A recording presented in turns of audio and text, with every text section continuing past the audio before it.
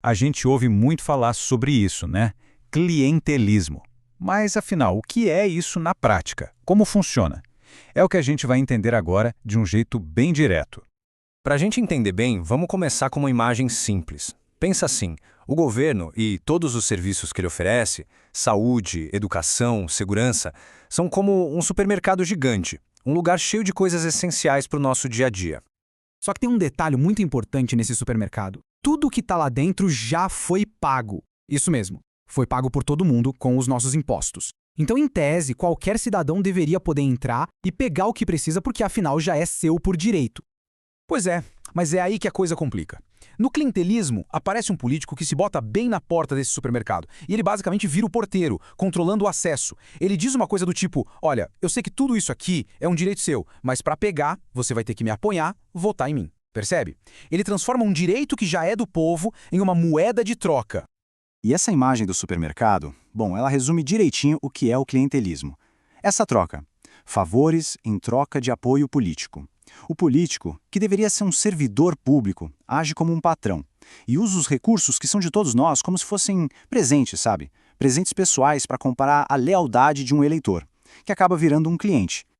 Ok, a ideia do supermercado ajuda a entender. Mas na prática, no dia a dia, como isso acontece? Vamos ver agora como esses direitos acabam sendo trocados por favores.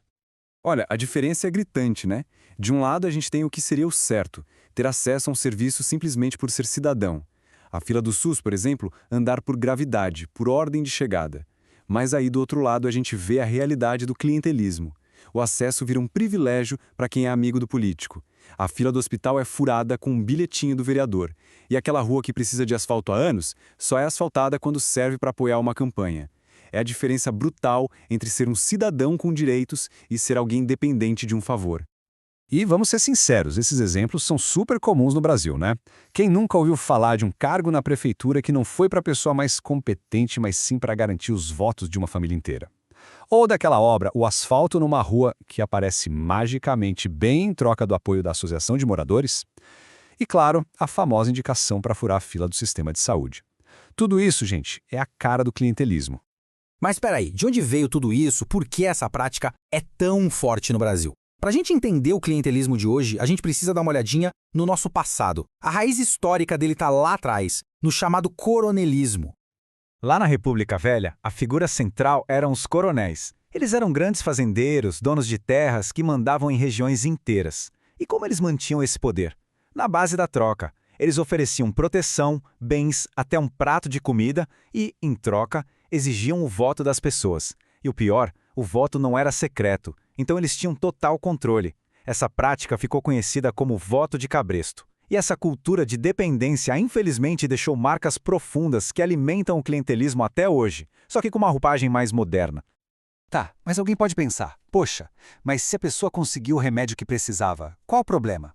Bom, o problema é que esse favor individual tem um custo altíssimo para toda a sociedade. Vamos ver os 3 principais impactos negativos que o clientelismo causa. Primeiro, ele enfraquece a nossa democracia. Pensa bem, o voto deixa de ser uma escolha livre baseada em projetos, em ideias, e vira uma simples moeda de troca para resolver um problema urgente. A cidadania fica em segundo plano. Segundo ponto, e esse é bem cruel, o clientelismo ajuda a manter a pobreza. Para o político que vive disso, a necessidade do povo é o que mantém ele no poder. Se as pessoas se tornarem independentes com acesso garantido aos seus direitos, ele perde o controle, perde o cliente. E por fim, terceiro, gera uma ineficiência gigantesca. O dinheiro público não vai para onde é mais necessário, mas sim para onde rende mais votos. E os cargos públicos, muitas vezes, são preenchidos por apadrinhados e não pelas pessoas mais qualificadas.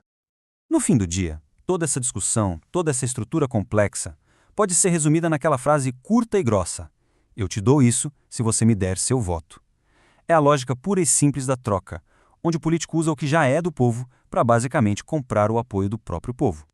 E para a gente terminar, fica aqui uma pergunta para a gente pensar. Uma reflexão mesmo. Quando um direito vira um favor, quem é que realmente paga essa conta?